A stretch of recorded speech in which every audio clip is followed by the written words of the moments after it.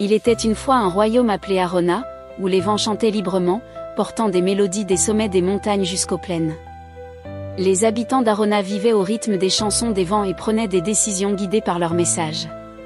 La princesse Yana, héritière du royaume, avait grandi en écoutant ces mélodies. Elle parlait aux vents et partageait leurs précieuses nouvelles avec son peuple. Les vents étaient ses confidents, ses enseignants et ses amis. Mais un jour, les vents se sont tus. Les plaines sont devenues silencieuses, les montagnes ne résonnaient plus de leur mélodie. Et avec cette absence, c'est tout l'esprit du royaume qui s'éteignait. Lorsque les vents se sont arrêtés, le peuple a pris peur. Les rivières se sont asséchées, les champs ont commencé à se fissurer sous l'effet de la sécheresse. Les habitants croyaient à une sombre prophétie et se sont précipités au palais pour demander une solution à la famille royale. Le roi et la reine, en apprenant la nouvelle, se sont laissés envahir par le désespoir. Sans les vents, Arona perdrait son âme, et son peuple mourrait de faim. Mais la princesse Yana ne pouvait pas rester à regarder son royaume dépérir. Elle s'est plongée dans les archives du palais, à la recherche d'une solution. Là, elle a découvert une ancienne légende, celle du pic sacré, une montagne mythique.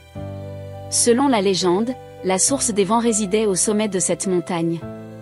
Si les vents cessaient de souffler, l'héritier du royaume devait prouver son courage en gravissant le pic pour les ramener. Le roi et la reine s'opposaient fermement à la décision de Yana.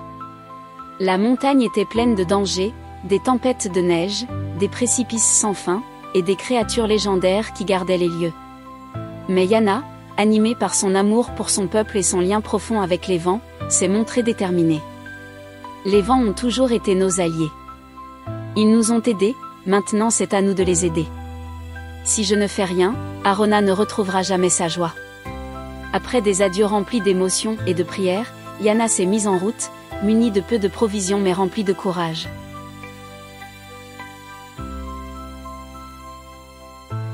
Le voyage de Yana fut tout sauf facile. Dès le premier jour, elle a dû traverser une mer de brouillard dense dans une forêt. On disait que quiconque s'y perdait ne revenait jamais. Mais Yana se souvenait des anciens murmures des vents qui lui avaient appris à écouter son cœur pour trouver le bon chemin. Grâce à son intuition, elle a trouvé un passage sûr et a traversé la forêt indemne. Plus tard, elle est arrivée devant un précipice gelé, où le silence des vents rendait la traversée presque impossible. Alors qu'elle s'apprêtait à abandonner, une légère brise, comme un murmure du passé, l'a poussée dans la bonne direction, lui montrant un chemin caché. C'était un signe que les vents étaient encore là, quelque part. Arrivée au sommet, Yana a découvert une caverne majestueuse. À l'entrée de la grotte, un immense cristal du vent brillait faiblement, fissuré et presque éteint. Une voix douce et grave s'est élevée de la grotte. Nous nous sommes tus à cause de la cupidité des hommes. Ils ont coupé les forêts, asséché les rivières. Le monde que nous aimions chanter n'existe plus. Yana s'est agenouillée, les larmes aux yeux, et a plaidé sa cause.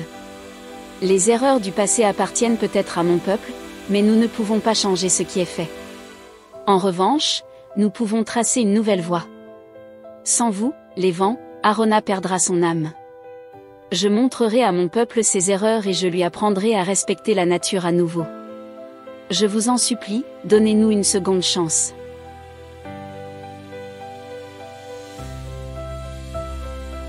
Pour prouver sa sincérité, le cristal a soumis Yana à 3 épreuves. Chaque épreuve testait une vertu essentielle des vents. La patience, Yana a dû résoudre une énigme dans un lac gelé. Si elle échouait, le lac se briserait complètement. Mais grâce à sa persévérance et son calme, elle a trouvé la solution et sauvé le lac. Le courage, dans les profondeurs de la grotte, Yana a affronté une créature obscure. En s'approchant sans peur, elle a découvert que la créature était en réalité un gardien bienveillant du cristal. La justice, lors de la dernière épreuve, Yana a dû choisir entre ses propres désirs et les besoins de son peuple. En trouvant un équilibre entre les deux, elle a démontré sa sagesse et son équité. Lorsque Yana a terminé les épreuves, le cristal s'est illuminé de nouveau. La grotte s'est emplie d'une brise chaude et puissante. Les mélodies des vents sont revenues, plus belles que jamais. La voix du cristal a murmuré.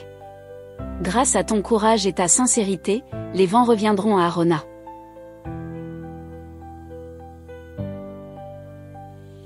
Yana est rentrée à Arona, où les vents avaient déjà commencé à souffler à nouveau. Les rivières se sont remplies, les champs ont reverdi, et le peuple a retrouvé l'espoir. La princesse Yana est devenue non seulement l'héritière du trône, mais aussi une héroïne dans le cœur de son peuple. Lorsqu'elle a pris le pouvoir, elle est devenue une protectrice de la nature et une leader juste. Ainsi, Arona ne fut plus jamais un endroit où les vents se taisaient.